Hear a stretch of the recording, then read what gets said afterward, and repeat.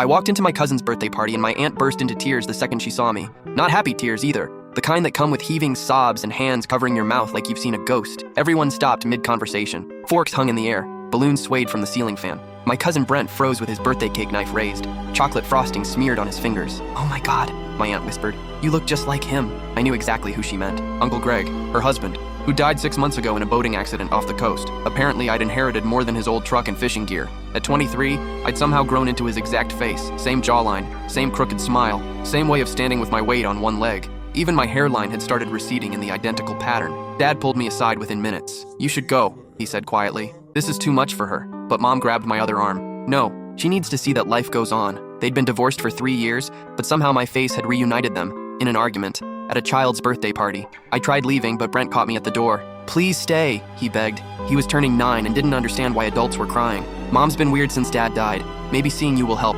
So I stayed. Worst decision of my life. The party continued in this bizarre fog. Aunt Diane kept staring at me from across the room, mascara streaking down her face. She'd take a bite of cake, glance over, and start crying again. Other relatives whispered. Some avoided eye contact entirely. Others couldn't stop looking. Then came present time. Brent opened his gifts one by one. A new bike, video games, sports equipment, the usual 9-year-old haul, until he reached a large box wrapped in newspaper at the back of the pile. "That's from your father," Aunt Diane said softly. "He bought it before—" She couldn't finish. Brent tore into it with the kind of excitement that made everyone else uncomfortable. Inside was a metal detector, not a toy one, a professional model worth at least $600. "Cool!" Brent shouted. "Can we use it today?" Aunt Diane nodded numbly. That's how I ended up at the beach an hour later, watching my cousin wave a metal detector around while 24 relatives pretended this was normal. The sun was setting. The party had somehow relocated to the sand, and I was standing next to my aunt who kept touching my shoulder like I might disappear. "Greg bought that detector 3 weeks before the accident," she said. "He was obsessed with this legend about a shipwreck off the coast. Said he'd found proof of treasure buried near the old lighthouse. Beep, beep, beep."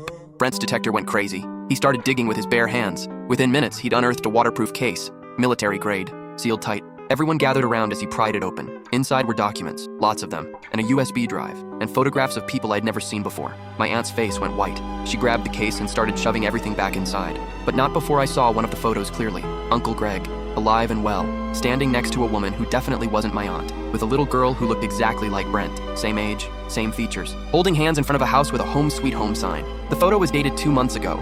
4 months after Uncle Greg supposedly drowned. 4 months after we buried an empty casket because they never found his body. My aunt looked at me, then at the case, then back at me. "You knew," she whispered. "That's why you came. Greg told you where to find this." I had no idea what she was talking about, but before I could say anything, she grabbed my shirt. "Where is he? Where's my husband?" That's when my phone buzzed. Unknown number. The text just said, "Sorry kid, needed someone to take the fall. Check the truck's glove box." I couldn't fit what happens next in this short video, watch the rest down below.